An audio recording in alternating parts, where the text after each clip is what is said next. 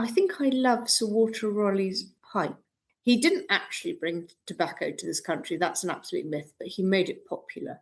And I particularly love the story of him teaching Elizabeth I how to blow smoke rings. You're listening to Come Here, the podcast for and about heritage attractions, where you can discover somewhere worth visiting. I'm your host, Dr. Liz Drury, a freelance voiceover artist with a background in archaeology, specialising in voiceover for the heritage sector. Each week, I chat to someone from a different museum, historic site, gallery or cultural space about why you should visit, and exactly what you can expect when you get there.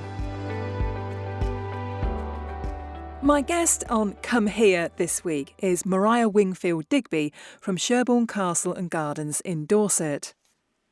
Sherborne Castle is still a family home and encompasses 400 years of history. You can see everything from centuries-old furniture right through to modern-day pieces from IKEA and everything in between. Thank you very much for being my very first guest on this podcast, Maria. It's an absolute pleasure. We're very good at talking. I hope so. Well, the reason, dear listeners, that Maria is my very first guest is that she and I know each other. We go back quite a long way now, Maria, isn't it? A number of years. 30 months. Don't tell me how long. In our first year at Durham University, Maria and I shared a room for a couple of terms. And in a way, she's kind of the reason this podcast is happening, because I was studying physics at the time. Maria was studying archaeology. And what she was doing looked far more interesting than what I was doing. And after my first year, I changed course and I did then start doing archaeology from a scientific point of view. So it's kind of your fault, Maria, that we're here. Well, I'm glad it's set you on a great journey. I'm blaming you. So today we're talking about your role at Sherborne Castle. So can you just briefly introduce yourself and tell us what took you to Sherborne Castle? Well, I'm Maria Wingfield-Digby and I married Edward, who owns Sherborne Castle. And by stroke of marriage, I've ended up here. And I help run the tourist business. We are Sherborne Castle and Gardens. We have a house open to the public and a garden. And we're a small family team. So what does a typical day look like for you, or is there a typical day even? No, definitely, there's never a typical day, and it all depends what's happening throughout the year. At the moment, we're closed. It's February, but we're actually super, super busy. Today, I've had to stop doing what I was doing to talk to you. I was winding all the clocks. And then I've got to order some new planters for our citrus lawn. We've stopped dithering, decided on the colour, so we're going to press buy in a minute. And how long have you been there now, Maria? 25 years. Goodness. And how have things changed in that time? How have they changed? The garden has changed a lot. My mother-in-law did wonders, and now I'm sort of directing with Edward the direction of the garden. So we recently put in a ginormous coronation rose border. We put in 62 David Austin roses, and Wow. we put that in the year of the coronation, so it's called the coronation border. And this winter we are putting in a 35-metre border. And behind the orangery, we used to have marquees, and it looked like a car park. We don't do that anymore. So I'm putting in a citrus lawn, and hence buying these planters in a minute. I've got to press go on it. We've bought a load of citrus plants. So an orangery, at long last, has oranges in it. Very nice. So for anyone who hasn't been before, how would you describe Sherborne Castle? It's basically a Tudor house set within 42 acres of a Capability Brown landscape garden. And I believe it was one of his first gardens, is that right? Yes, Capability Brown went on to be a prolific garden and very famous. And Edward Digby found him up in Warwickshire, where we had another estate. He started under somebody called William Kent, and he did a couple of gardens up there, and a very unknown gardener was taken on by Edward and brought down here to transform the landscape. And the family became friends. And we were one of the key people to sort of catapult him to greatness. He ended up being the royal gardener, as you know. Mm, fantastic. And tell us a little bit about the house and what makes that so historically significant. Well, it was a hunting lodge originally, and it's just basically famed initially for its connection to Sir Walter Raleigh. Do you know who he is? I know who he is, but tell us what the connection is. Right. Well, he always wanted a house and a home to call home because he was a younger son and he didn't inherit a stately pile. And he was going to his family in Devon, and Sherborne Old Castle is on the road. And apparently he was on his horse tripped, he fell over and he looked at the old castle and said, "This is my fortune's felt I wanted." And he had a great friend called Elizabeth I, and he chatted her up.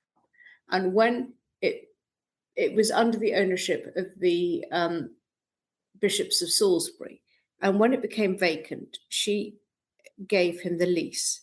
He also gave her a diamond ring in today's money worth £1 million. Mm, So that was a sort of sweetener. And he started with his wife Bess doing up the old castle, which is the backdrop to our garden. mm, And he suddenly realised it was far too expensive. So he looked across the valley and saw he actually owned an old hunting lodge belonging to the bishops. And he got his chum, Simon Basil, who was the architect at Hardwick Hall, another great Elizabeth mm. important house. And he came over here and he turned it round and made it his family home. And then, as we know, he had his head chopped off, and it came into the Digby's possession 1617, and we're still here. So you're basically viewing 400 years of history Mm. and 400 years of decorative styles. So there's something for everyone. Yes, tell me a bit about the inside of the castle and what people can expect to see. Well, if you come on one of our guided tours, you go in a small group round and you sort of take a lightning gallop through 400 years of history. And we're very, very fortunate that the castle is sort of connected to all the sort of, I call the Kodak moments of history. We've got things to do with the Civil War. We've got Sir Walter Raleigh. We've got for instance, he grew potatoes on the estate at Sherborne. Mm. You know, he's associated with bringing potatoes Yes, and yeah. tobacco, and of course, he was famously caught by his servant smoking a pipe on what we call Rawleigh's seat, and he thought, "Oh God, he's on fire!" So he threw a jug of ale over him. Um, he didn't actually bring tobacco to this country. That's an absolute myth, but he made it popular. And I particularly love the story of him teaching Elizabeth I how to blow smoke rings, something I can't do. But are you any good at that, Liz? I don't think, well, I've never tried, to be honest. Maybe I'm fantastic at it, but I've never tried it. Okay, next time we're in the pub, we'll have a go. Um, and Yeah, so and then we've got connection to George William of Orange. He proclaimed his right to be king here. Charles I reviews his troops on the lawn, and then we sort of gallop into the World War One, which was very like Downton Abbey. Actually, we Mm, were a First World War hospital. yeah. Um, And then we go into World War II, which the house was requisitioned by the army, and then the American troops came here. And we had Evelyn Waugh was Mm. based here. Do you have any particular favourite room or object associated with the castle? Um, I think I love Sir Walter Raleigh's pipe, which is what he smoked his last pipe on the scaffold before he had his head chopped off in 1617. It was given to him by the Algonquin Indians. That is pretty cool. And next to it, we've got a chair he had in the Tower of London. So that those sort of sort of objects really bring to me history to life. And Mm. then there's some random things that I find amusing. We've got a man trap in the cellars, and we've got Lord Digby's false teeth in our interactive museum. And then we've got some great pictures and amazing bits of furniture. But as it's a family home, you sort of collide through great pieces by a great furniture maker like Inston Mayhew, right up to John Lewis and IKEA. So it's an eclectic model, which I think makes it home and makes it special and unique. Yeah, absolutely. And of course, as it's a family home, there are family pictures around, aren't there? I remember seeing a photograph of you on one of the tables in one of the rooms. Yes, you probably laughed a bit too loudly when you saw that. Yeah, no, it is a family home, and there you might crash into a dog walking around, or we might have left a coat somewhere. So it does look lived in. It's not a stuffy museum. No. You just mentioned that the interactive museum there. Tell me a bit more about that. What can people see in there? We have a small museum where we have got some of those smell boxes, Oh, yes. which are great fun, and we've got a little exhibition about the castle in World War One, which sort of tells of the horses that went to the Gallipoli and the ones Mm, that didn't come back, which is mm. sad. Then we've got an exhibition on charting the legacy of Capability Brown. We've got a bit of Sir Walter Raleigh at his time in Sherborne, and a bit about what the estate's doing today. Mm. And we also have a video of our fossil house, which is a relatively recent addition to the garden, and how it was built. Fossil House. Tell me more about that. Okay, well, we suddenly thought we needed to do something to mark our 400 years of being here. Mm.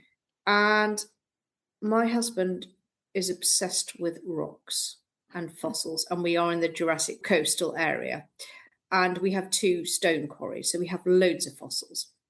And on the estate, we have a forestry operation, and we grow loads of different types of trees. And one of the great cedar limonens that was planted by Capability Brown in 1753 actually got struck by lightning, and we Mm. didn't quite know what to do with it. So we've made cedar shingles to put on the roof. Um, so if you think of the sort of shell houses of the Victorian era, Mm. well, we built a fossil house, um, which started off in my kitchen with a bit of balsa wood and some graph paper, and then turned into this rather cool structure where you can walk through sort of pizza slices on the floor through different Jurassic ages. You can, I made it's very homemade. I made stained glass windows for the roof, so when the light comes in, you get a rainbow effect going Yeah. around. And Dorset Forge made me a lovely weather vane to go on the top. So it's an actual something to walk to at the sort of Mm. furthest point of our circular garden trail, Yeah. and it's somewhere to have a sit. And it's Yes. quite useful if it's pouring with rain. You can. Yes. Yeah. So how long does it take to go around the castle and the gardens? How long should people allow for a visit? Well, the guided tour takes just over an hour, but you Mm. need a bit either side to get to the castle and sort of gather your wits.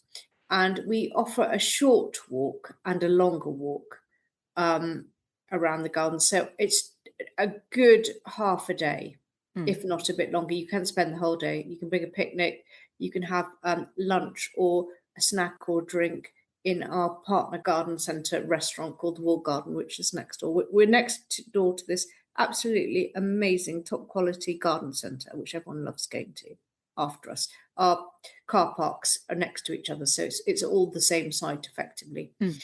Or you can have some wine from our ticket box or an ice cream.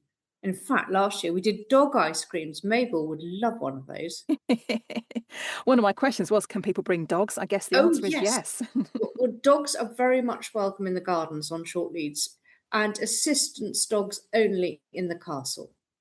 And how accessible is the castle, for people with mobility issues? Um, because it's a Grade One Tudor house, there are problems. Mm. But the ground floor, you can come in a mobility scooter, and you can see a lot of the ground floor. And unfortunately, the upper floors are out of range. But we Mm. offer a slideshow, so you're not missing out. Yeah. And the garden is remarkably accessible. There are certain places where we advise you don't take your mobility suit like down a steep slope, Hmm. but most people just charge around. But I must ask people to make sure they've charged their scooters up, because it is a long way round. It is. And Yeah. how family friendly are you? It's a good, fun, funny day out. In the summer, we have laid on 3 events. We have our Easter egg trail at Easter. In the summer, we're doing something new this year. We're doing a fairy door trail, Hmm. Oh, lovely. and then in the um, October half term, we do our pumpkin trail, and we also have a couple of events on the year. We've got our classic and supercar rally show. That's great fun. And then we have on the second bank holiday in May, 25th of May this year, we've got our country fair and rare breed show, which is a brilliant family fun day out. And our tour around the castle, our tour guides will really engage children, Mm. and we get them to find ostriches in rooms and ask them Yeah. questions, and it really brings the history. Then it's all pot, because Tudors are Key Stage 1 and Key Stage 2. It all makes sense, especially when they see a picture of Elizabeth I. It all goes, oh yes. So I think it's subtly brings history alive, and I think everyone goes away wanting to discover more. Mm. We open up a sort of Pandora's box of excitements. That's what I hope. I hope people go away engaged and wanting to find out more, even if it's about lampshades or clocks, or I don't, or William III, or what people ate in the Victorian times, or marmalade, or whatever we catches their eye. Yeah. Now, you mentioned at the beginning that the castle is closed at the moment Yeah. over the winter, but you still have lots to do. So, you mentioned winding clocks. What kind of other jobs are done when the visitors are not there? What goes on behind the scenes at Sherborne Castle? Um, well, we're redecorating a room at the moment, so we've got loads of trades in, general maintenance, and also Suzanne, our housekeeper, does an intensive deep clean. Um, so that's going on at the moment. It's actually a buzz with people. And I know you get your hands dirty, don't you? With paintbrushes and so on. Yeah, I do quite a lot of the upholstery. That's my hobby, and I've got a lifetime of things to repair and mend. But we're actually on top of it. It's pretty good. I hope. I hope anyway. And I know there's lots goes on the estate, not just the castle. You mentioned forestry, but you have a vineyard too, don't you? Oh yes, we do. My father-in-law was one of the founding members of the English Vineyard Association. He started the vineyard over 40 years ago, and we produce. We're not allowed to call it champagne, English sparkling wine, but Yes. it's made in the champagne method, Mhm.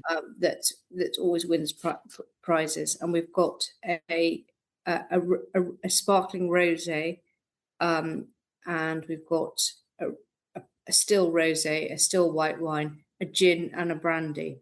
So happy days. The party starts here. Something for everyone. Yes. So, in terms of tickets, then, Mariah, how do people book to come? Can they just turn up? Do they book in advance? And what does a ticket cost this season? Okay. There's a couple of options. You can either book online or you can just turn up.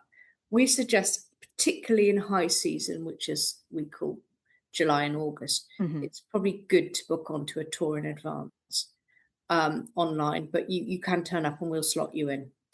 Um, if you are an RHS member, you can come into the garden free on a Wednesday and in October. Please check our website for details because we're closed on a Monday. Mm-hmm. So it just needs a bit of checking on that one. If you are a member of historic houses, you can come in for free anytime, and you can have multiple visits. And actually, if you are going to join the historic houses, if you put in a code called SHR72, you get a percentage discount. So that's a little bonus from us. But if you are a regular person, I think that this year's prices are 20 quid for the house and garden, 15 quid for the garden alone, and under threes are free, and 3 to under 15s are £5. So what do you love most about Sherborne Castle, Maria?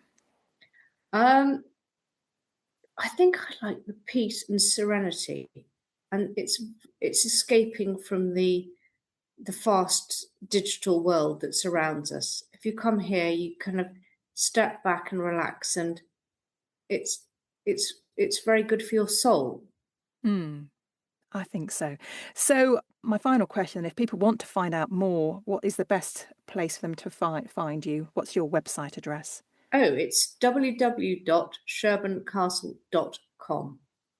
Lovely. And also you can find out about us from TripAdvisor reviews and Google reviews. We think we're Dorset's best kept secret. Well, hopefully not so secret now you've been on my podcast, Maria. That's true. Well, I hope to welcome lots of new people this year. We've got lots going on. We've got this amazing new bits to the garden. We've got a new decorated room. We've got new stories. I'm always working on the great stories of Sherborne Castle. And we found this rather interesting miniature, which we had an expert round, and they think it's actually a picture of Mary Sidney, the Countess of Pembroke, who is supposed to have written Shakespeare's plays. So that was a real discovery. And I think that's a new story for 2026. So even if you've been before, it's worth a return visit. Oh yes, we always find something new, or we've changed something around, or we've done something up, or you can come with your Jacobean head on, or you want to learn about the Civil War or the 21st century or whatever. You can always see something different. I love going around with people because they have different interests, and they show me things I haven't even noticed, which I think is brilliant. Wonderful. Well, thank you very much for being my very first guest, and I hope you have a very successful season. Brilliant. Will you come and stay? Absolutely. Let's get the diaries out. Thanks for listening to Come Here. If you know a heritage attraction that would love to be featured, or you have a suggestion for somewhere you'd like me to cover, I'd love to hear from you. To find my email address and find out more about me, pop to my website at lizdrury.com. If you've enjoyed this episode, please do subscribe, rate and review the show. It really helps other people to find it. See you next time, and come and discover somewhere else worth visiting.